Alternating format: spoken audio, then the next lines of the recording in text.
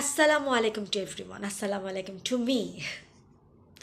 সবার উপরে শান্তি বর্ষিত। শান্তি মানে ইসলাম, শান্তি মানে সবচেয়ে ভালো জিনিস, সবচেয়ে বেটার, যেটা মৃত্যুর পরে সবাই, যে জিনিসটা মৃত্যুর আগে এবং পরে সবসময় যেটা মানুষ চায় সেটা হচ্ছে শান্তিতে থাকা, ভালো থাকা, ঝগড়া যেটি না করা, মারামারি না করা, নিজেদের মতো থাকা। তো আমি আজকে আসলাম, আজকের দিনটা 16ই ফেব্রুয়ারি। এদিন আমার পাপা এবং আম্মুর, মানে আমার বাবা মাই বলা যায়, কারণ পাপা তো খালি জন্ম দেন নাই, জন্মের দাতা ছিলেন না, কিন্তু উনি তো আমার সম্পর্কে চাচা হতেন, আমার আব্বুর বড় ভাই। তো হোয়াট এভার, তাদের বিবাহ বার্ষিকী আজকে। কততম এটা তো গুনতে হবে। ওনাদের বিয়ে হয়েছিল বোধহয় খুব সম্ভবত 77-এ, আই নট শিওর, 77 অথবা 78-এ কি না, 78-এ শিওর না, 77-ই হবে, 76-এও হতে পারে, আমি ঠিক শিওর না, আমার মনে নাই। কারণ আমার বয়স যখন 3.5 তখন বিয়ে, মানে তখন বা আরেকটু পরে বিয়ে হচ্ছে, 4 বছর তখন, বা 3 বছর বয়স এরকম আর কি। তো আজকের দিন আল্লাহ, আমার পাপাও নাই আম্মাও নাই। পাপাকে তো ফেরত আনা যাবে না, কারণ পাপার তো, আমি জানি না পাপার অবস্থা, কিন্তু আম্মাকে আমি ফেরত নিয়ে আসার চেষ্টা করব যতক্ষণ আমার জান আছে। তো হোয়াটএভার, এর ভিতরে অনেক কিছু হচ্ছে। তার থেকে সবচেয়ে বড় কথা হলো, হঠাৎ করে আমি তো মুখ দিয়ে, মানুষ তো মুখ এবং নাক দিয়ে নিঃশ্বাস নেয়। আমার বড় ছেলেটা নাকের নিঃশ্বাস নেওয়াটা, আর বড় ছেলেটা অনেকেরই আছে, আমার ছোটো ভাইয়েরও আছে, বাট ওদের বিষয়টা একটু আলাদা, ওদের হাড়ের প্রবলেম, যে কারণে না নিঃশ্বাস নিতে, তারপরেও কিন্তু পারে। আমি যখন অনেক দোয়া করি বা ও যখন খুব মন থেকে চায়, তখন কিন্তু নিঃশ্বাস নিতে পারে, কিন্তু আমার এই জিনিসটা নাই, আমার হাড়টা না, কিন্তু আমার যদিও অনেক কিছু ভিতরের হাড় অনেক চেঞ্জ হয়েছে, কিন্তু ওটার জন্য নিঃশ্বাস বন্ধ হয়নি কখনো। আমার ক্ষেত্রে যে জিনিসটা হয় ওইটার জন্য, ওইটা দায়ী না। আমার ক্ষেত্রে যে জিনিসটা হয় সেটা হচ্ছে, প্রত্যেকটা মানুষের জন্য কিছু অক্সিজেন সাপ্লাই আছে, প্রত্যেকটা মানুষ, পৃথিবীতে যতগুলো মানুষ আছে, এবং হেলথ সেন্টার, হেলথ অর্গানাইজেশনের সেন্ট্রাল কম্পিউটারগুলো এগুলো কন্ট্রোল করে। তো সামহাও কখনো কখনো আমার অক্সিজেনটা বন্ধ হয়ে যায়, এটা আমি পরিষ্কার বুঝতে পারি, এটার জন্য হচ্ছে না। কারণ নাক যতটুকু সরে আসার হার, অতটুকু কিন্তু সরে আসছে অনেক আগে, কিন্তু আমার নিঃশ্বাসে কিন্তু কোনো প্রবলেম হয় না, আমি শ্বাস নিতে পারি অলওয়েজ। তো যখন এটা বন্ধ হয়, কিন্তু বিশেষ করে গত 4-5 দিন ধরে যেটা হচ্ছে, এটা আমার আগেও হয়েছে বেশ কয়েকবার, যখন অক্সিজেন সাপ্লাইটা বন্ধ হয়ে যায় তখন এটা, মানে আমার ফুসফুস যখন অক্সিজেন পায় না, মানে এই না, অক্সিজেনটা যেতে হবে হলো এদিকে, কিন্তু অক্সিজেনটা এদিক থেকে যাচ্ছে না, এটা নিচ দিয়ে যাচ্ছে। এদিক দিয়ে না যাওয়ার কারণে আমি যখন টানছি ঠিকই, কিন্তু অক্সিজেন নাই, তো নাক দিয়ে আসবে কোত্থেকে, আস্তে আস্তে শুধু মুখ দিয়ে যাচ্ছে। তো খুব সম্ভবত আমি এখন পরিষ্কার বুঝলাম যে অক্সিজেনের লেভেলগুলো বোধহয় এভাবে ইয়া করা আর কি, কী বলবো এটাকে, ভাগ করে রাখা, যে এদিক থেকে অক্সিজেন যাবে, এই পাশগুলোতে অক্সিজেন আউট হবে, বের ইন হবে। কিন্তু নিয়ম হচ্ছে আমরা মুখ এবং নাক দুটা দিয়ে নিঃশ্বাস নিতেও পারবো, নিঃশ্বাস ছাড়তেও পারবো। তো আমার ক্ষেত্রে যখন এই জিনিসটা হয়, যখন অক্সিজেন সাপ্লাইটা বন্ধ হয়ে যায় বা অক্সিজেন লেভেলটা যখন খুবই যায়, সাপোজ এখন আমার নাক দিয়ে বন্ধ, মুখ দিয়ে পাচ্ছে, মুখ দিয়ে আসতেছে অক্সিজেন, কিন্তু এখান থেকে যাচ্ছে না। তো এইরকম সিচুয়েশানে যে জিনিসটা হয়, আমি যখন নিঃশ্বাসটা টানি বা নাক দিয়ে যখন টানতে যাই, তখন এখানকার যে স্টোমাকের যে ফ্লুইডটা থাকে, যেটা কেন ডাইজেস্ট করতে হেল্প করে, ওই ফ্লুইডটা এখান থেকে পুরো একদম এই পুরা ভিতরে ভিতরে টিউব, মানে আমাদের যে যতটুকু খালি খালি জায়গা আছে, এমটি স্পেস যেখানে যেখানে সেই জায়গায় চলে আসে, এবং এখান থেকে আরও অবস্থা কাহিল হয়ে যায়, একদম মুখ নাক সব কিছু নিঃশ্বাস বন্ধ হয়ে যাওয়ার মতো অবস্থা হয় ফ্লুইডে, বিকজ এটা সর্দি না, সর্দি খুব অল্প পরিমাণে, কিন্তু ওইটা, এবং ফ্লুইডটাই অ্যাকচুয়ালি পাকিস্তানের ফ্লুইডটা একটু মিউকাস টাইপের হয়, যেটা কিনা অ্যাকচুয়ালি যারও এক ধরনের ওয়ান কাইন্ড অফ মিউকাস, যেটা কিনা আমাদের ডাইজেস্টে হেল্প করে। আমার নাক সর্দি যেতে আমি বুঝতে পারি। আমার এর ভিতরে একটা ঘটনা হয়েছে, ইলেকশন হয়ে গেল, ইলেকশনের সব কিছু দেখতে পাই নাই, বাট মেজর হারুন, আমার এক্স হাজব্যান্ডের এক ফ্রেন্ড ছিলেন রংপুর ক্যারেট কলেজের, ভাইয়া হলো শামীম কামাল ভাইয়া। তো যখন আমার মেজর হারুনের সাথে প্রথম লেফটেন্যান্ট হারুন পরিচয় হয়, তখন তো লেফটেন্যান্ট হারুনের পোস্টিং ছিল হচ্ছে যশোর 33 ST ব্যাটালিয়নে। তো ওখান থেকে পরিচয় হয়, কিন্তু তারপরে সে যখন ওই সময় সে ঢাকাতে আসে, পরিচয় হওয়ার 6 মাস পরে। পরিচয় হয়েছিল আমার পহেলা বৈশাখে, হ্যাঁ। তো পয়লা বৈশাখে পরিচয় হয়েছিল, তো ওইটা পরিচয় হওয়ার পরে সেদিনই lieutenant Haru, he was posted in 33 ST battalion, এবং ওরা কিন্তু 55 ডিভি ছিল খুব সম্ভবত, আই ডোন্ট নো এখন এটা 55 ডিভিশন কিনা, ইনফ্যান্ট্রি ডিভিশন কিনা, বাট ওই সময় ছিল। তো ওখান থেকে মেজর হারুন, লেফটেন্যান্ট হারুন 6 মাস পর পরিচয়, 6 মাস আমার কিন্তু প্রপোজাল দিয়ে ফার্স্ট ডেতেই, তো ওই দিন আমি বলছিলাম যে I have to think first, এবং আমাকে চিন্তা করতে হবে, জানতে হবে। সবচেয়ে বড় কথা হলো প্রথমে আমি যেটা বলে দিয়েছিলাম দিদান লেফটেন্যান্ট হারুনকে, যে তার প্যারেন্টসকে এটা বলে, প্যারেন্টস যদি এগ্রি হয় এবং আমি আমার প্যারেন্টসকে বলবো, দুই পক্ষের প্যারেন্টস যখন এগ্রি হবে তখনই শুধু আমি এই বিষয়টাতে আগাবো, তার আগে আমি আগাবো না। তো এইটার জন্য যখন 6 মাস পরে মেজর হারুন, দিদান লেফটেন্যান্ট হারুন যখন ছুটি পায়, তখন ঢাকায় আসে, তখন সে মেস চার্লিতে ওঠে শামীম ভাইয়ের রুমে। তারা দুজনে কিন্তু রংপুর ক্যাডেট কলেজের, এবং সে করুন বা পাশ করার মানে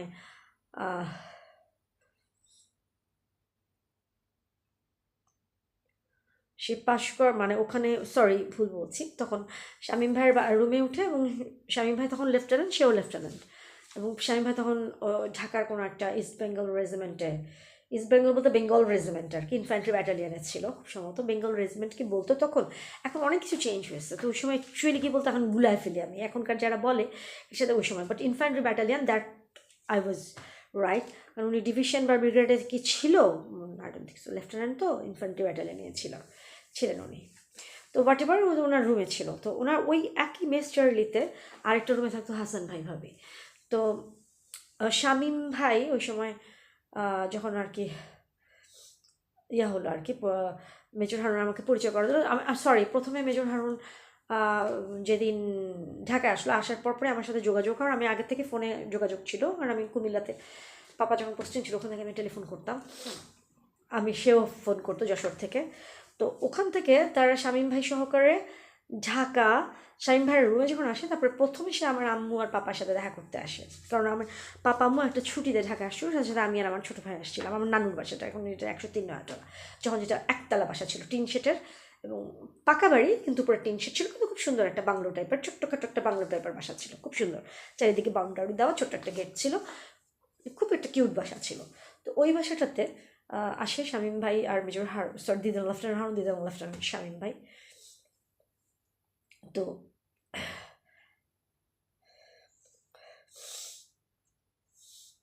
তো আসার পরে ওখানে আমার পাপা আম্মুর সাথে পরিচয় করে দিই। শুধু তাই না, আমার নানা ছিল, আমার মামাকে খবর দেওয়া হয়েছিল, মামা চলে আসছিল, আমার আম্মা খবর দিছে যে একটা ছেলে পাপড়িকে প্রপোজাল দিছে, তো সো এভরি ওয়ান শুট। তখন আমার মামা, সবাই বেঁচে আছে তখন, সবাই ইয়াং বলতে হলে আমার মামা তখন ভালো উত্তরা ব্যাংকে চাকরি করে, আমার আম্মু তখন উত্তরা ব্যাংকে চাকরি করে, মামা ছিল তখন উত্তরা ব্যাংকের আমার সাথে মেজর দিদার লেফটেন্যান্ট হারুনের বিয়ে হওয়ার পরে আম্মু প্রমোশন পেয়ে প্রিন্সিপাল অফিসার হয়, তারপর সিনিয়র প্রিন্সিপাল অফিসার অবস্থায় আম্মু রিটায়ার করে। আমার মামাও সেম। তো ওই সময় মামাও তখন সিনিয়র অফিসার, আমার আম্মুও তখন সিনিয়র অফিসার, না মামা বলতে প্রিন্সিপাল অফিসার, হোয়াট এভার, যাই হোক প্রিন্সিপাল অফিসার অথবা সিনিয়র অফিসার, দুইজনই তখন ব্যাংকের, উত্তরা ব্যাংকের। এবং ওই সময়টায় মামি আসে নাই, মামা আসছে, আমার সব আন্টিরা তো এখানে ছিলই, নানা বাইরে একটু মুন্সিগঞ্জে গেছিলো, ওখান থেকে চলে আসছে তাড়াতাড়ি শুনে যে একটা ছেলে পাপড়িকে দেখতে আসছে, সবাই মিলে। আমার নানুর সাথে তো অনেকক্ষণ এই শামীম ভাই আর লেফটেন্যান্ট হারুন কথা বললো, হারুন আর শামীম ভাই অনেকক্ষণ কথা বললো। তো লেফটেন্যান্ট হারুন এবং শামীম ভাইয়ের সাথে কথা বলার পরে নানুর সাথে কথা বললো অনেকক্ষণ, তারপর নানার সাথে, তারপরে আমার পাপা আম্মুর সাথে, তারপরে আমার বাবার সাথে, তারপরে আমার সব আন্টিদের সাথে ইন্ডিভিজুয়ালি, তারপর আমার খালাতো ভাই রাসেল ছিল, ওরা আসছিল, মেজো খালা আসছিল কিন্তু খালু আসে নাই, খালুর সাথে পরে আলাপ হয়েছে। তো আর উনি মেজো খালু আসে নাই, আর স্নিগ্ধান্টি আর খালু আসে নাই, তিশাতা নিশারা আর কি, এছাড়া আর সবাই ছিল। কারণ আর ঈশা আন্টি তো, হেলেন আন্টি তো সবসময় আসতো, তো হেলেন আন্টির হাজব্যান্ডও ছিল ওই দিন। তো সবাই মিলে একদম ধুমধাম করে মেজর দিদান লেফটেন্যান্ট হারুনের সাথে অনেক কিছু একদম পুরোপুরি রীতিমতো যাকে বলে আর কি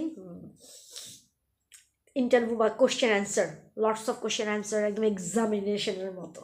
এবং এটার সময় at a time lieutenant Harun মাঝে মাঝেই, দিদান লেফটেন্যান্ট হারুন মাঝে মাঝেই নার্ভাস হয়ে যাচ্ছিল, কিন্তু সাথে সাথে আবার শামীম ভাই তাকে সম্পূর্ণ গিয়ার আপ করতেছিল প্রত্যেকটা টাইপে, যে না এটা মানে কোশ্চেন অ্যান্সারগুলো যাতে কোনো দিকে মিস আপ না হয়।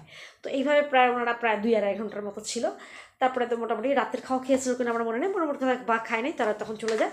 তো পরদিন আমাকে বলে রাখছিল আমি যেন আম্মুর কাছ থেকে পারমিশন নিই, আমি মেসে যাবো আর কি তার সাথে, আর্মি অফিসার মেসে বলেছে, আমাকে ইনভাইট করা হয়েছে। শামীম ভাইও বলে গেছে যে আমি পাপড়িকে ইনভাইট করছি, আমাকে পাপড়ি প্রথম থেকে ফ্রম দ্য বিগিনিং তারা পাপড়ি ডাকতো, ইনভাইট করেছে ওখানে। তারপরে আম্মু বললো যে পরের দিন সকালে বললো যে তুমি তো একা যেতে পারবে না, তো বাপ্পি কিনে, তো বাপ্পি কিনে দিয়ে দিল আমার ছোটো ভাইকে, আমার ছোটো ভাই তখন 7 না 8 পড়ে, এরকম আর কি। আর আমি ইন্টারমিডিয়েট ফার্স্ট ইয়ার পড়ি, ওরা 6-এ পড়ে, আরও ছোটো। তারপর আমি আর আমার ভাইকে আমার ভাইকে প্রায় আমার এখনও মনে আছে মগবাজার মোড় থেকে এসে দিদার লেফটেন্যান্ট হারুন আসলো, তখন শামীম ভাই আসেন, শামীম ভাই তখন অলরেডি অফিসে চলে গেছে, সেটা বিকেল সন্ধ্যার সময় আসছিলো দিদার লেফটেন্যান্ট হারুনের সাথে। তো পরে আমাকে ওখান থেকে বেশি, তখনকার যুগে সিএনজি ছিল না, বেবি ট্যাক্সি ছিল, তো বেবি ট্যাক্সিতে করে তখনকার যুগে সেরকম বড় ট্যাক্সিও ছিল না, ট্যাক্সি কিন্তু পরে এসছে ধীমান হওয়ার কিছুদিন পর থেকে ট্যাক্সি, ব্ল্যাক ট্যাক্সি, ইয়েলো ট্যাক্সিগুলো, ধীমান তখন খুব ছোটো, তখনই এই ট্যাক্সিগুলো আসছে, তার আগে তখন ছিল না, তখন শুধুমাত্র বেবি ট্যাক্সি ছিল, আর গাড়ি ভাড়া করা যেত, রেন্টে কার ছিল, এই সুবিধাটা ছিল। তো যাই হোক, মাইক্রোবাস ভাড়া করা যেত, হাইয়েস্ট ভাড়াও তখনও ছিল, এগুলো হাইয়েস্ট, তারপর টয়োটা করলা, স্টারলাইট, এগুলো সব ভাড়া করা যেত। তো তো আমরা যখন পরদিন গেলাম, আমাদেরকে সে নিয়ে গেল, মানে আমি তো চিনি না, একদম দিদার লেফটেন্যান্ট হারুন এসে মগবাজার মোড় থেকে, আমরা বলি ওখানে যেন আমরা থাকি আড়ংয়ের সামনে থাকলাম, মগবাজার মোড়ে যে আড়ং, ওখান থেকে আমাকে আর বাপ্পিকে তুলে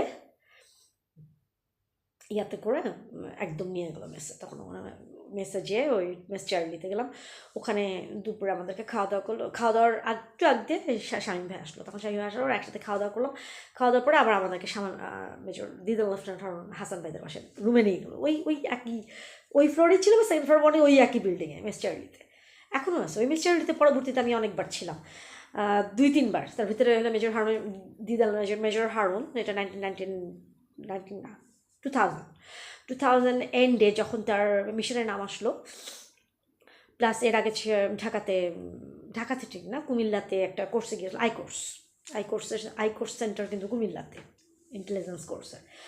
তো ওটা যখন করে তখন একবার মেসের রুম নিয়ে আমরা বেশ কিছুদিন ছিলাম, প্লাস পরবর্তীতে এই মিশনের সময় প্রায় অনেক, কারণ মিশনের নাম আসছে হলো 2000 লাস্টে, আমরা চলে আসি হলো নভেম্বর লাস্টে, ডিসেম্বর থেকে আমরা ওই মেসে রুম পাই, মেজর হারুন 2টা রুম পায়, কারণ আমার তো বাচ্চা আছে ছিল ছোটো ছোটো, সাথে আরও মানুষ ছিল, তো ব্যাটম্যান ওরকম আর কি, তো ওই জন্য 2টা রুম পায়, তো 2টা রুমের ভিতরে একটাতে আমার বাচ্চা সহ 2 বাচ্চা থাকতো ওরা, আরেকটাতে আমি আর মেজর হারুন থাকতাম, বা আমি বাচ্চাদের সাথে চলে যেতাম, যেহেতু ওরা বেশি ছোটো ছিল, আমি রান্নাবান্নার ব্যবস্থা সব কিছু করলাম ওইখানে হিটার দিয়ে। তো ওইখানে তখন আমরা চার্লি মেসে বেশ কয়েক বছর, মানে বেশ কয়েক মাস, 2000-এর ডিসেম্বর মাস থেকে একদম 2001-এর ওরা মিশনে গেল হইলো প্রায় জুনের দিকে, বোধহয় মে জুনের দিকে, বা এপ্রিল মে জুন, মানে টোটাল 9 মাস মিশন করছিল, ফার্স্ট মিশনটা 9 মান্থ। তো ওই সময়টা পুরো নিঃশ্বাস নিতে পারছি না, এটা কিন্তু সর্দি না, এখানে কোনো সর্দি নাই, ভিতরে হয়তো হালকা, কিন্তু এটা যদি ঠিকমতো যদি অক্সিজেন সাপ্লাইটা হয় তাহলে কিন্তু এটা হয়, অক্সিজেন বন্ধ হয়ে গেছে এই যে এখান থেকে, হচ্ছে আমার এই প্রবলেম নাই, আমি হলাম ধীমানের আম্মু, বাট ধীমানের প্রবলেমটা একটু অন্য প্রবলেম, ওর প্রবলেম আছে, ওর একবার অপারেশনও করা হয়েছে বাচ্চাটার, কিন্তু অপারেশন তেমন কোনো কাজ হয় নাই, তো এটা ওরটা সম্ভবত ওইটা একটা প্রবলেম, হাড় খুব সম্ভবত ভিতর থেকে কোনো হাড় বা কোনো কিছু মাংস বেশি আছে কিছু একটা, আর আমারটারও মাঝে মাঝে মাংস হয়তো বা বেড়ে যায়, কিন্তু অক্সিজেন সাপ্লাই বন্ধটা আমি পরিষ্কার বুঝতে পারি, এখন কিন্তু এই মুহূর্তে আবার এইখান থেকে কোনো অক্সিজেন যাচ্ছে না, অক্সিজেন যাচ্ছে নিচ থেকে, মুখ থেকে, তাহলে তাও সেটা নট সাফিসিয়েন্ট, কারণ এটা যখন সাফিসিয়েন্ট থাকে না তখনই কিন্তু ফ্লুইডগুলো উপরে আসে। তো হোয়াটএভার, এরকম অফিসার্স মেসে বেশ কয়েকবার ছিলাম মেস চার্লি, তারপর আরেকবার সেকেন্ড মিশনের সময় মেজর হারুন ছিল দিদেন, তখনও আমি তাদের সাথে ছিলাম, যদি আমার আম্মুর বাসায় লালমাটিতে থাকতাম আমি যেতাম, তখন পাপা অলরেডি মারা গেছে, মারা যাওয়ার পরের কথা, পাপা বেঁচে থাকতে তো আমরা এই মেসে ছিলাম প্রায় 7-8 মাস, আমরাও ছিলাম, তুষার ভাই ভাবি ছিল, তখন কিন্তু শামীম ভাই একবার শুধু আসছিল দেখা করতে, তারও আগে একবার কুমিল্লাতে গিয়েছিল, শামীম ভাইয়ের মিসেস বলতে অসম্ভব ভালো ছাত্রী, স্ট্যান্ড করেছে এরকম রাজশাহী বোর্ড থেকে, তো ভাবি কিন্তু রাজশাহীর মেয়ে, আর ভাই হচ্ছে রংপুর ক্যাট কলেজ, আমার মনে হচ্ছে ভাবি মনে হয় স্ট্যান্ড করেছে, খুব সম্ভবত স্ট্যান্ড করা, খুব ভালো স্টুডেন্ট সুমা ভাবি, আমার বিয়ের বেশ 2-4 বছর পরে বিয়ে হয়েছে আর কি। তো ভাই ছিলেন হলো লালমনিরহাটের কোনো একটা থানার, আমি তো থানাটা এখন তো বাদিত মারি বোধ হয়, এমপি তার বাবা, বাট এই নামটা আমি প্রথম দেখলাম বিকজ ফেসবুকে ভাইকে পাওয়া গেল, ওই মেজর হারুনদের এক সিনিয়র অফিসার রংপুর ক্যাট কলেজের, ওনার লিস্টে দেখলাম শামীম ভাইও আছে, তখন শামীম ভাইকে তো আমি চিনি, তো শামীম ভাইয়ের তখন দেখলাম হাসিনা ভাবি, সুমা ভাবি যে ওনাকেও চিনি, যদিও অত ক্লোজ ছিলাম না হাসান ভাবির মতো বা শম্পা ভাবির মতো, আনিস ভাবির মতো অতটা ক্লোজ ছিলাম না, কিন্তু তারপর ক্লোজ না থাকলেও শামীম ভাই যেহেতু আমার বিয়ের মোটামুটি তার কারণে, তার ইনিশিয়েটিভের কারণেই মেজর দিদার লেফটেন্যান্টের সাথে আমার বিয়ে হয়েছিল। তো অক্সিজেন নাই, মানে জীবন বেড়ে এগুলো এগুলো সব লাল হয়ে যাচ্ছে যখন অক্সিজেন না থাকে, এখান থেকে লাল হয়ে যায় যখন অক্সিজেন এখান থেকে যায় না। তো ওই ভাইয়ার কথা খুব মনে হতো, বাট মানে খুব ব্যাড লাক যে টোটাল 15 বছর মেজর হারুনের সাথে আমার সংসারের এই ডিউরেশনের একবারের জন্য শামীম ভাই এবং মেজর হারুন একসাথে পোস্টিং হয়নি। আমার মনে হয় ওর এন্টায়ার লাইফে পোস্টিং হয়েছে কিনা আমার সন্দেহ এক জায়গায়।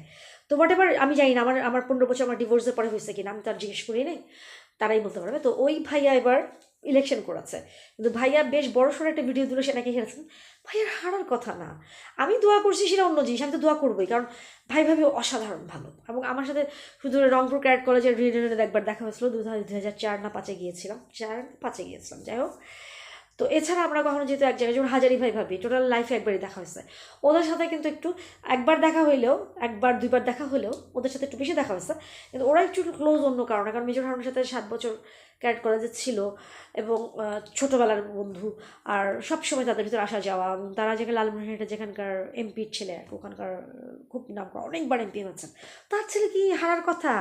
আমি দোয়া করেছি, ঠিক আছে, কারণ আমার দোয়া কাজে লাগবে, যার থাকতে হবে। যেরকম মেজর হারুন স্টাফ কলেজ দিয়েছিল, আমি অনেক দোয়া করেছিলাম, কিন্তু এখন একটা কথা, আমি একজন মানুষের জন্য দোয়া করলাম যে সে দেশের বাইরে যাবে, কিন্তু সে যদি ইচ্ছা করে এমন একটা স্টেট করে যে সে যেতে পারবে না, তাহলে কি সে যেতে পারবে? সে যেতে পারবেন না, আমি হাজার দোয়া করলেও যাবে না। তো কিন্তু মেজর হারুন যখন অসুস্থ থাকতো তখন কিন্তু আমি সুস্থ করে ফেলতে পারতাম, বাট ডাক্তারদারি আমার থেকে অনেক বেশি। বাট আমি দোয়া করতাম এবং আমি সাথে সাথে থেকে ওটা ইনশিওর না হওয়া পর্যন্ত আমি নড়তাম না, এটাও সত্য। আমার অধ্যবসায় প্রচণ্ড ছিল 15 বছর এই জিনিসটা। ইভেন যখন আমার ডিভোর্স হয়ে যাচ্ছে, আমি যখন সেপারেশনে যাচ্ছি 2006 যখন মেজর হারুন দেশের বাইরে যায়, তখনও কিন্তু আমি, সে এরকম খুব খারাপ অবস্থা ছিল, তার তো অ্যাজমা ছিল, এটা কিন্তু অ্যাজমা না, অ্যাজমা হলো অন্য জিনিস টোটালি।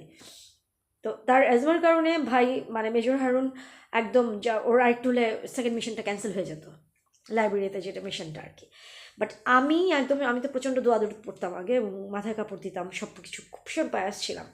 তো আমি এখন একটা ইয়া করলাম যে খতমে খাজেগান বলে, প্লাস সাথে আরও অনেক কিছু, মানে এটার ভিতরে আপনার ইয়া পড়তে হবে, খাজেগানের ইয়াটা যেটা আমল যেটা, এটা আমার আম্মু বহুতবার দিত, আমার আম্মু বেশি দিছে, সবচেয়ে বেশি। আমার আম্মুর মতো আমি পারি নাই, আম্মু আমাকে শেখাইছে যে এই পড়বা এতগুলা, অনেক, প্রায় 8-9 ঘন্টা লাগে এটা পুরোটা শেষ করতে, এবং শেষ করে উঠতে হবে পড়াটা। তো এটা কি, সেটা যদি অসুখ বিসুখ হয়, অসুখ বিসুখে প্রচণ্ড কাজে লাগে। এবং ঠিকই দেখলাম, এটা আমি যখন খাজে গানটা পড়া শুরু করলাম, যখন আমার এখন আবার দেখতে হবে এটার নিয়মটা খাজে গানের, এটা আবার হুজুর আঙ্কেলকে জিজ্ঞেস করে, তার কাছে জিজ্ঞেস করে করে আমি প্রত্যেকটা পড়তাম, আমাদের টিএনটি মসজিদের যে ইমাম সাহেব ছিলেন। তো এটা আমার পুরো সব মিলে আবার 8 থেকে 9 ঘন্টা লাগতো, 7-8 ঘন্টাতেও হতো না মোস্ট অফ দ্য টাইম, কারণ আমার তো মাঝখানে যেতে হয়, একটু ওয়াশরুমে যেতে হয়, কিন্তু সেখানে বলে আবার উজু টুজু করা, কিন্তু ওই সময় আমার ওয়াশরুমে, আমার মনে আছে আমার ওয়াশরুমও ধরতো না, যেতে হতো না, বাট আমি একটানেই পড়তাম। এবং আমি ওটা পড়ার শেষের লাস্ট 1 আওয়ারে দেখলাম যে মেজর হারুন ইমপ্রুভ করতেছে, সে একদম একদম বিছনায় পড়ে গেছিলো, কোনোভাবেই যাওয়ার মতো না। আমার এখনও মনে আছে যে এই মেজর হারুন যখন মিশনের নাম আসলো, তখন কিন্তু আমি শিওর যে তার সাথে আমি সেপারেশন যাচ্ছি, বাট সে যখন পড়ে গেছে অসুস্থ হয়ে, তখন আমি আমি আমার লালমাটিয়াতে ছিলাম, আমি ধীমান তাসিনকে ওই বাসায় বাচ্চু ডলে ছিল, ওদের কাছে রেখে আম্মুকে বললাম, বাপ্পিকে বললাম যে ওরা বাচ্চারা আছে, আমি মেজর হারুনকে দিয়ে আসে, নাহলে সে হসপিটালে ভর্তি হয়ে যেতে হবে, আর একবার যদি সে সিএমএইচে ভর্তি হয় তাহলে সে কিন্তু মেডিকেলি আউট হয়ে যাবে, আনফিট হয়ে যাবে, এবং সে যেতে পারবে না মিশনে। তখন আমি বললাম যে তার জন্য একটু যেতে হবে আমাকে, তখন আমি আম্মার কাছ থেকে আবার খাজে গানের সম্পূর্ণটা আমি শুনলাম, যে প্লাস হুজুর আঙ্কেলকে ফোন দিয়ে আবার ভালো করে শুনলাম। আমি কিন্তু বেশ অনেকবার পড়েছি, তারপর 2006 আমি লাস্ট পড়েছি, তারপরে আর কোনো দিন পড়া হয় না এই এত বছরে। পুরোটা অনেক সময় লাগে পড়তে, সম্পূর্ণটা কমপ্লিট করতে। তো আমি নিয়ে গেলাম মেসে, তখন আবার মেস চার্লিতে রুম নিয়েছিল মেজর, মেস চার্লি ছিল না বুশেরি মেসে, আমি ছেলে মনে করতে পারছি বাট ছিল আর কি। তখন আমি সম্পূর্ণ ওখানে যেয়ে একদম দোয়া পড়া শুরু করলাম বসে, একদম খাওয়া দাওয়া সব বাদ, এবং সে এমন অবস্থা ছিল সেন্সলেস হয়ে যাওয়ার মতো ভদ্রলোকের। তো তারপর আস্তে আস্তে আস্তে আস্তে মানে প্রায় শেষের দিকে যখন আমার এটা পড়ার আরও 1-1.5 ঘন্টা বাকি, তখন দেখলাম যে তার স্বাভাবিক ঘুমের, এর আগ পর্যন্ত সে ঘুমাইতে পারতেছিল না, ছটফট করতেছিল, ডান বাম করতেছিল উপরে, আস্তে আস্তে সে তার ঘুম চলে আসতেছে, মানে স্বাভাবিক ঘুম, যেটাকে স্বাভাবিক নিঃশ্বাস, একদম ন্যাচারাল যেটা ব্রেদিং, সেটা হচ্ছে তার, মানে আমার যখন 1-1.5 ঘন্টা বাকি পড়ার, এবং পড়াটা যখন শেষ করলাম সে টোটাল ডিপ স্লিপে চলে গেছে। তো ওটা শেষ করার পর আমি আর ঘুমাই নাই, আমি ওয়েট করছি প্রায় 5-6 ঘন্টা। সে ঘুমাইলে এরপর আমি তার পাশেই একদম পাহারাদারের মতো। তার আগের দিন রাত্রে আমি পড়া শুরু করেছিলাম খাজিগানটা, শেষ হলো হচ্ছে ভোরবেলায়, এই মানে ফজরের নামাজের একটু আগে শেষ হয়েছে। আর শুরু করেছিলাম বোধহয় সন্ধ্যা 7টা বা এরকম। এবং এর ভিতরে আমি আবার এশারের নামাজটা পড়েছি, এবং এশারের নামাজ পড়ে বোধহয় যাই হোক আর কি, এশারের নামাজ পড়ে শুরু করে মোট কথা এরকম প্রায় 8-9 ঘন্টা লেগেছে আর কি, সব মিলে। এবার শেষের 1 ঘন্টার ভিতরে সে সুস্থ হলো এবং পুরোপুরি ডিপ স্লিপে গেলো। আমি তাকে ভোর না সকাল 10টার আগে তাকে আমি জাগালাম না, কারণ আগের দিন আমি কথা শুনে রাখছিলাম। সে আমাকে বলছিল যে পর দিন তাকে কখন যেতে হবে। ঠিক 10টা পর্যন্ত ঘুমের পরে যখন তাকে উঠাইছি ঘুম থেকে, সে মোটামুটি একদম ভালো। এবং তখন সে বললো যে হ্যাঁ আমার তার কাছে একটু খারাপ লাগতেছে না, সে এখনই যাবে ডাক্তারকে। তবে ডাক্তার তাকে ক্লিয়ার করে দিল যে সে যাইতে পারবে, তাকে আটকালো না।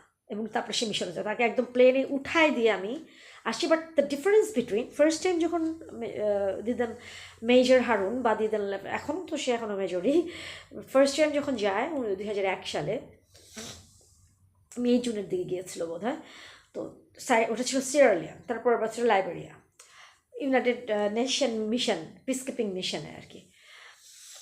তো ফার্স্ট টাইম যখন আমি যাই, আমার এখনও মনে হচ্ছে আমার বাসাতে সে চলে গেছে একবার, এয়ারপোর্টের বাইরে ছিলাম, বাইরের থেকে তাকে এয়ারপোর্টের ভিতরে ঢুকাই দিয়ে চলে আসছি। এবং বাসায় যখন আমি ঢুকেছিলাম, পাপাদের বাসা তখন ছিল জিগাতলা, ওখান থেকে আমি চিৎকার করে কাঁদতে কাঁদতে বের হয়েছি। তখন পাপার সাথে সাথে পিছিয়ে পিছিয়ে ধীমান তাসুনকে কোলে নিয়ে আম্মু আর পাপার সাথে সাথে ছুটে আসছে, যে আমি একদম চিৎকার করে বের হয়ে গেছি। এবং আমার এখনও মনে আছে যে তখনকার যখন ইয়েলো ট্যাক্সি ক্যাবটা মাত্র তার 1-2 বছর আগে থেকে শুরু হয়েছে। তো ইয়েলো ট্যাক্সি ক্যাব একটা ডাক দিলাম আমি নিজেই, তারপরে পাপা আম্মু আমাকে ছুটতে দৌড়াতে আমাকে এসে ধরছে। তারপর আমাদের ইয়েলো ট্যাক্সি ক্যাবে উঠলো পাপা, আম্মু উঠলো দিওয়ান তাসুনকে কোলে নিয়ে, এবং আমরা আবার গেলাম এয়ারপোর্টে যাওয়ার পরে মানে এটা, ও সরি, আমি গিয়েছি এইভাবে এই কারণে গিয়েছি কারণ মেজর হারুন ফোন করে আমাকে জানালো না জানি, ফারজানা ভাবি, ইসের ওয়াইফ, তুষার ভাইয়ের ওয়াইফ, সে আমাকে ফোন করে জানালো যে তার 2 ঘন্টা না 4-5 ঘন্টা ডিলে হয়েছে ফ্লাইট তাদের পুরো, কারণ তাদের জন্য একটা আলাদা প্লেন চার্টার করা হয়েছিল। অলওয়েজ পিসকিপিং মিশনের জন্য আলাদা প্লেন চার্টার করা হয়, এবং আলাদা প্লেন সম্পূর্ণ এভরিথিং তাদের জন্য স্পেশালি আলাদা করে চার্টার করা হয়, এবং সেইভাবেই করে তারা যায় এভরিথিং একদম A to Z, এবং খুব স্পেশালি তাদেরকে নেওয়া হয় একদম VIP লাউঞ্জে দিয়ে, একদম সেভাবে সব কিছু তাদের আলাদা আর কি। পিসকিপিং মিশনের এভরিথিং ডিফারেন্ট, মানে কিন্তু সবাই থেকে আলাদা। তো ওইখানে যখন আমি জানলাম যে আরও, বা ভাবি আমাকে বললো যে 5-6 ঘন্টা লেট হবে, তারপরে আমি উঠে আবার এই যে তখন চিৎকার করে কাঁদতে কাঁদতে একদম রাস্তায় চলে আসছি, তারপর একটা ট্যাক্সি ক্যাব ডাকছি। আমি দেখতেছি না যে আম্মু আসতেছে কিনা, দিকে আম্মু আর পাপা বা ধীমান তাসিনকে কোলে নিয়ে ছুটতে আসে। বাপি ছিল না, বাপি থাকলে বাপিকেও নিয়ে আসতো। তারপর নিয়ে আমাকে সাথে করে নিয়ে একদম ট্যাক্সিতে করে ওখানে চলে গেলো, একদম আমরা চলে গেলাম এয়ারপোর্টে। তারপরে এয়ারপোর্টে যেয়ে তারপরে তখন তো ফোন ছিল মাত্র, তখন আমরা সেলফোন ইউজ করা শুরু করছি, মেজর হারুনের হাতে ফোন আছে। তো ফোন তার হাতে ছিল, অথবা আই এম নট শিওর, মানে সামহাও বা ভাবির হাতে ছিল কিছু একটা। তুষার ভাইয়ের সাথে যোগাযোগ করা হয়েছে, যোগাযোগ করে তারপরে তুষার ভাইকে বসে পড়ে মেজর হারুনকে সব বাইরে আসছে। ফোন ছিল তো 2000 আগে, তো হ্যাঁ ফোন ছিল তখন আমাদের হাতে। মেজর হারুন কিনে ফেলছিল, আর আমি এটা বোধহয় পাপারটা ব্যবহার করতাম, ওটা রেজিস্ট্রেশন করেছিলাম পরে আর কি। এটা 2002 দেখায়, কিন্তু এটা 2002 থেকে না, আমি একদম শিওর, মানে এটা মিশনে গেছে কিন্তু তো আর একটু দেরি করে, একটু আগেই। তো যাই হোক, এটা বিষয় না, বিষয় হচ্ছে যে যখনই কিনে থাকি না কেন 2002 শো করে, যে আমার গ্রামীণ ফোনের যে নাম্বারটা, বাট এটা ওই সময় কিনে, বাট সামহাও আমরা মানে তাদেরকে ডাকতে পেরেছি। তারপরে তার বাইরে আসছে প্রায় 2 ঘন্টার মতো, 2.5 ঘন্টার মতো, আমরা একদম ভিতরে নিয়ে গেছে আমাদেরকে, এয়ারপোর্টের ভিতরে। ওখানে যে বসে ধীমান তাসিনকে করলো, এখনও ছবি আছে। তো ওই সময় আমার মনে হয় 5-6 ঘন্টা আমি এক নাগারে কাঁদছি। বাট দ্বিতীয়বার আমি এইভাবে মেজর হারুনকে সুস্থ করলাম, আমি আমার আল্লাহ সুস্থ করছে, মানে আমরা একটা উসিলা, মানে আমার অন্তর থেকে সেটা ছিল। সুস্থ হয়ে যখন সে প্লেনে উঠে গেছে, আমি কিন্তু একটা ফুটেও চোখের পানি ফেলাইনি। তো আমার দিকে সেইবার ফারজানা ভাবি কিন্তু প্রথমবার তখন নতুন বউ ছিল, ফারজানা ভাবি প্রচণ্ড তখন কাঁদে নাই ফার্স্ট টাইম। বাট দ্বিতীয়বার ফারজানা ভাবি তখন তার অলরেডি একটা মেয়ে হয়েছে, সে এমন চিৎকার, ওর বাসা তখন মইনুল রোডের পিছনে একটা বাসাতে থাকে, তো এমন চিৎকার সে আমার সামনে, তখন আমিও যাচ্ছি। ওইবার আবারও মেজর হারুন আর তুষার ভাই একসাথেই আসছে, এর আগের বার শেষ হলে পুরো কোর্সমেট সবাই, কিন্তু দ্বিতীয়বার শুধুমাত্র মেজর হারানো তুষার ভাই একসাথে গেছে। তো ভাবি বারবার আমার দিকে অবাক হয়ে তাকাচ্ছে যে আমি কাঁদতেছি না। তখন আমি আসলে বলতে পারি, পরে আমি বলছিলাম যে ভাবি আমি আসলে অভিনয় করতে পারি না, যেটা আমার আসে ভিতর থেকে আসবে, যেটা আসবে না সেটা আসবে না, যেটা আসবে এটা একদম সলিড, ওটাতে কোনো রকমের অভিনয় বা মিথ্যাগুলো কোনো কিচ্ছু নাই। বাট যদি আমি না তার মানে আমার সময় কান্নাটা আসে নাই, কিন্তু তার মানে এই না যে আমি এটা চাই নাই। আমি প্রত্যেকটা, আমি কিন্তু খুব সেন্সেবল নেই, তার ভালো চেয়েছে, সে মিশনের যাক, এবং ওই মিশনের কোনো টাকা পয়সা আমি ধরিও নাই সেকেন্ড মিশনের, কারণ তখন আমি অলরেডি বিজনেস শুরু করেছি। আমি 2005 জুন মাস থেকে মেজর হারানোর থেকে কোনো টাকা পয়সা নিই নাই। 2005 জুন থেকে 2008 ডিসেম্বর পর্যন্ত ধীমান দাসেনের পুরা নভেম্বর পর্যন্ত ধীমান দাসেনের সম্পূর্ণ খরচ আমি নিয়েছি। তারপর থেকে মেজর হারানোর কাছে আমি ডিসেম্বর মাসে হ্যান্ড ওভার করে দিচ্ছি, কারণ আমি তখন যে বিজনেস বন্ধ হয়ে যাওয়ার জন্য আমি এটা কন্টিনিউ করতে পারিনি। তো এই হচ্ছে টোটাল। আরও অনেক কিছু আছে আমার মনে হয়। আমার ফ্যামিলি লাইফের 15 বছরের যে সাংসারিক জীবন, আমি তেমন কিছু বলি নাই। তো মাঝে মাঝে আমি এটা বলবো, বিকজ যদি আল্লাহ আমাকে বাঁচিয়ে রাখেন তাহলে এটা হয়তো বা আমি নিজেরটা নিজে শুনতে পারবো। তো হোয়াট এভার, যে জিনিসটা যে হাসান ভাই ভাবির কথা বললাম, ওদের বাসায় আজকে লাস্ট ডেতে গিয়েছিলাম, এত ভালো লাগলো। ওরা আগেও ভালো ছিল, এখনও। আর সবসময় মেজর হারুনের খুব ক্লোজ ফ্রেন্ড, ওরা সবসময় একসাথে, এসটি ব্যাটালিয়ানে তারা একসাথে ছিল প্রায় 2.5 বছর। তারপরে আমরা আবার 34 স্ট্রিটে আবার একসাথে আসছিল। তারপরে আমরা যখন চিটাগং যাই বেড়াতে কক্সবাজার, তখন ওদের বাসায় বেরিয়েছিলাম একদিন বোধ আসার সময়। এদের সাথে আক্তার ভাই ভাবিদের সাথে খুব ক্লোজ ছিলাম। আক্তার ভাবি ভাইটাকে এখন ইউনাইটেড নেশন মিশনে আছে, কিন্তু ভাবি সাথে দেখা হয়নি, ভাবি ঢাকাতেই আছে। বাচ্চা কাচ্চা নিশ্চয়ই অনেক বড় হয়ে গেছে, কারণ ওদের বিয়ে হয়েছিল 2001-এই। ভাইয়া বিয়ে করেই চলে গেছিলো মিশনে, ফার্স্ট মিশনে। সেকেন্ড মিশন কবে করছে আমি বলতে পারি না, কারণ আমার তো 2008-এ ডিভোর্স হয়ে যায় মেজর হারুনের সাথে। তো আবার আজকে যাব, আজকে কিছু কয়েক ঘন্টা পরে যাবো, বলে শম্পার বাসায় বলে রাখছি ওকে, পরশু দিনই বলছি, আজকে ডাকছে একটু দেখা করে আসবো, কারণ সেদিন গেছিলাম খুব হুড়াহুড়ি করে চলে আসছি। তো আজকে যে একটু শম্পার ওখানে যেয়ে একটু, মানে আনিস ভাইয়ের মিসেসের সাথে একটু বশির ভাবির ওখানে পাশে বশির ভাবি আসছে, তারপরে আরও বোধহয় 2 জাকি ভাবি এরকম আছে। তো 2-3 চেষ্টা করবো। এখন আমি ঘুমাতে যাই না, I have to take rest. ঘুম মানে টেক রেস্ট, একা একা তো রেস্ট নিতে হবে, জানতো। সারাদিন বাইরে ছিলাম, তার ভিতরে এখান থেকে অক্সিজেন যাচ্ছে না, পুরোপুরি অক্সিজেন বন্ধ হোক, এটা ঠিক হতেই হবে, হ্যাভ টু। কারণ এটার কোনো অর্থ নাই, এটা ঠান্ডা না, কোনো কিচ্ছু না। জ্বর আসছিল, এই যে এখনও জ্বর, গায়ে একটু খুব হালকা। দুপুরবেলা কিন্তু আবার জ্বর ছিল না, যখন আমি গেলাম তখন হাত পা ঠান্ডা হয়ে গেছে, একটু পর ছেড়ে দেয় জ্বরটা। তো আমি ভালো হয়ে যাই, সুস্থ হয়ে যাই। সুস্থ তো আছি এমনিতে, কিন্তু নাক দিয়ে যদি নিঃশ্বাস না হয় তাহলে মানুষ স্বাভাবিক চিন্তা করতে পারে না, মাথা ঠিক মতো কাজ করে না। এদিকে আমার এই বাসা ছেড়ে দেওয়ার আবার দিতে হবে, নোটিশ দিতে হবে, বিকজ অফ হইলো আমি এই গত কয়েক মাসে আমার আন্টিরা টাকা দিয়েছে, কিন্তু এই যে ধীমানের জন্য যাওয়া, ওর প্রোগ্রাম হয়েছে, আসা যাওয়া, বাসা চেঞ্জ, সব কিছু মিলায় ওগুলার এক্সট্রা টাকাটা তো আমি পাই না, আমার রেগুলার খরচটা গেছে। কিন্তু এক্সট্রা টাকা আমার ইয়াতে খুব অল্প কিছু টাকাই ছিল, 70-80 হাজার টাকার মতো, তার ম্যাক্সিমামই শেষ হয়ে গেছে। আর অল্প যতটুকু আছে এইটুকু থাকতে থাকতে আমাকে এই বাসার ছেড়ে অন্য কোথাও আমাকে বাসা নিতে হবে, সেটা কিনা আমি, আমার সবচেয়ে ভালো তো 6-7 হাজার টাকা ঢাকা শহরে কোথাও বাসা নেই। ইভেন 12-13 হাজার টাকা তো ঢাকা শহরে কোথাও বাসা নেই, একমাত্র আমাদের নয়ারপুরের বাসাটাই আমি 13 হাজার টাকা দিয়েছি, এছাড়া কোথাও 13 হাজার টাকা থেকে কখনো বাসা পাবে না। এটা না আমাকে যে যা বলুক। আমার খালার জন্য আমাকে খুব প্রেশার দিচ্ছিল ভাড়াটা, কিন্তু ওর যে আমি ভাড়াটে কেন উঠাইনি, ইতি আন্টি বা তাদেরকে কেন নোটিস দিচ্ছি না, কারণ আমি যখন এগ্রিমেন্টে সাইন করি তখন এটা আমি এগ্রি হয়েছি যে হ্যাঁ ওনারা 13,000 করে দিবে, মোট প্রতি মাসে 13,000 ইলেকট্রিসিটি বিল। এখন এই 13,000 সাপোজ কেউ যদি বলে যে তার day of born 13,000, I don't care, কারণ এটা তার বিষয়, আমার এভরিথিং লিগ্যাল। 13 কেন, আমি আমার 101 থেকে 100 পর্যন্ত সংখ্যার যে কোনো সংখ্যা আমি যে কোনো জায়গায় ইউটিলাইজ করতে পারি, বাট ওই এইগুলা সংখ্যার অধিকারী যদি কোনো 13 কিন্তু আমার নিচের সংখ্যা হয়, কারণ আমার 22 ভাদ্র আমার জন্ম, 22 ভাদ্র মানে 4, 13 equals to 4 হয়। So this is also my number also, not only 13 যে খালি 4 দিয়ে 22 ভাদ্র। I born in 1380 Bengali year, এবং I born in 1393 Arabian year. So 13 is my number, কারণ আমি 1300 শতকে জন্মাইছি, আরাবিয়ান এবং বাঙালি, ইংরেজি হচ্ছে 19।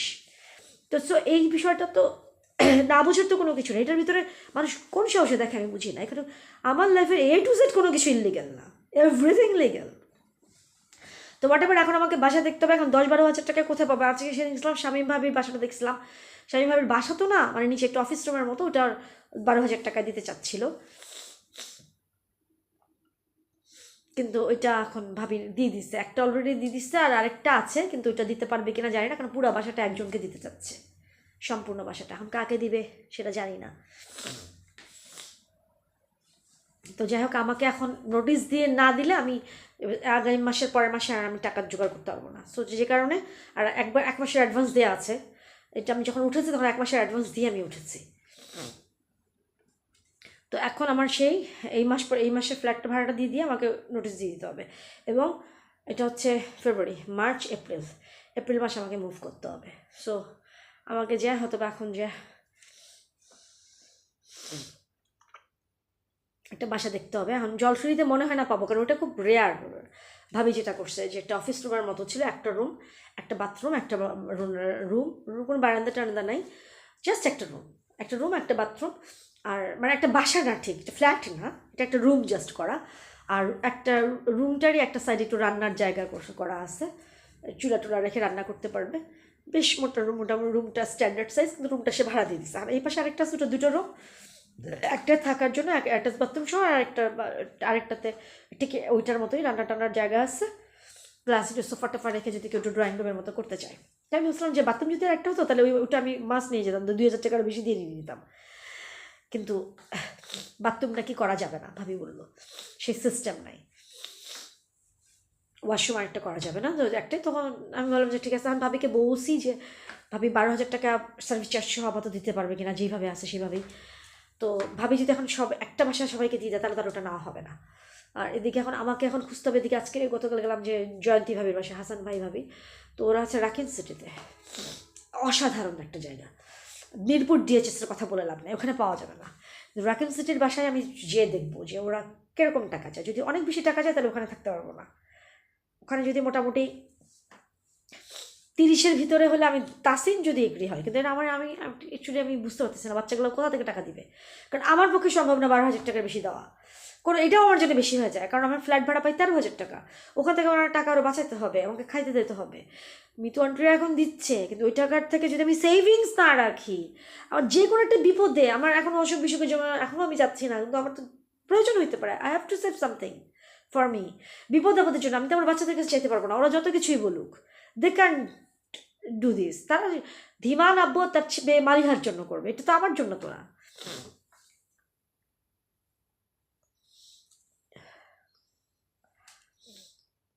তো আজকে এই পর্যন্তই। আল্লাহ যাতে সবাইকে সুস্থ রাখে, ভালো রাখেন, আর আমি যাতে এই নিঃশ্বাসের ভয়াবহ যন্ত্রণা থেকে বাঁচি, আল্লাহ যাতে আমাকে বাঁচায়। আপনারা দোয়া করবেন, আমি সবার জন্য দোয়া করি। সবাই ভালো থাকুক, শামীম ভাই ভাবি ভালো থাকুক, সবাই ভালো, আর আমি কোথাও একটা কনভিনিয়েন্ট বাসা পেয়ে যাই। আর আমার ছোটোটা আদৌ আমাকে হেল্প করতে পারবে কিনা জানি না, ওর সাথে বসতে হবে, আগামীকাল দেখা যাক। বা মিরপুর ডিএচএসে যদি ছোটো কোনো বাসা টাসা পাই, এরকম আল্লাহ বলতে পারে, একটু দোয়া করবেন আমার জন্য, যাতে আমি খুঁজে পাই আমার এখতিয়ারের ভিতরে। আজ এই পর্যন্তই, আল্লাহ হাফেজ।